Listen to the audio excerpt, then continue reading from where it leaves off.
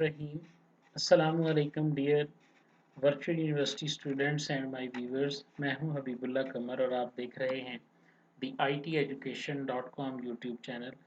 Dear students, जैसा कि आप जानते हैं कि वर्चुअल यूनिवर्सिटी के हवाले से मैं चूँकि ख़ुद भी इस वक्त स्टूडेंट हूँ वर्चुअल यूनिवर्सिटी का, और इससे पहले भी मैंने वर्चुअल यूनिवर्सिटी से ही अपना मास्टर्स और एमफिल कंप्लीट किया है।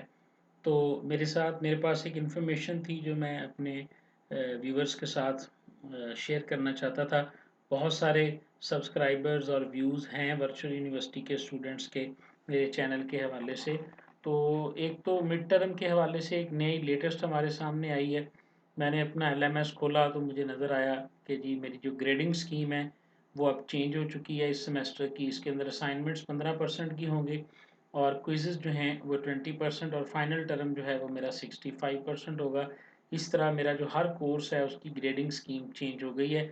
इसमें आप देखें कि कहीं पे भी आपको मिड टर्म का नाम नज़र नहीं आ रहा, तो इसका ये मतलब नहीं है कि मिड टर्म जो है वो होगा नहीं।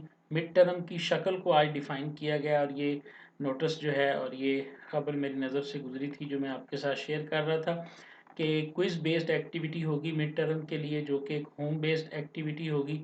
और इसके अंदर होगा क्या कि एक ग्रैंड क्विज़ जो है वो आपका कंडक्ट किया जाएगा जो कि 40 to 45 MCQs के ऊपर मुश्तमिल होगा। हर सब्जेक्ट जो है वो अपनी पॉलिसी इसको बना सकता है, जो आपने अपने घर से ही जो है ना इसको अटेम्प्ट करना होगा। यानी ज़ाहिर है आप ये समझ सकते हैं कि ये एक ओपन बुक आपका जो है ना वो क्विज़ होगा। मिड टर्म ने इसको रिप्लेस किया है।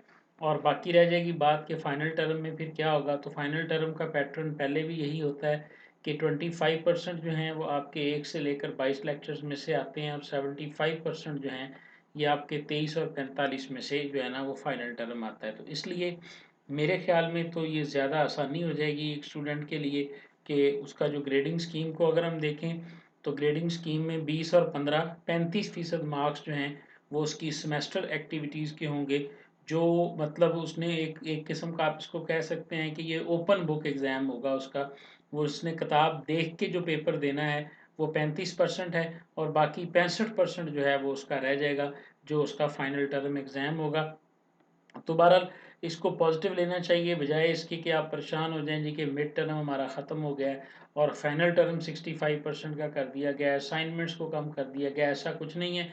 इससे पहले 40% मिड टर्म हुआ करता था। मिड टर्म और असाइनमेंट्स की जो होती थी वो 40% थी। इसमें जो है इस दफ़ा उन्होंने जो है वो इसे 35% पे ले गए और आपका मिड टर्म जो है वो एक ग्रैंड क्विज के साथ जो है ना वो रिप्लेस कर दिया जाएगा।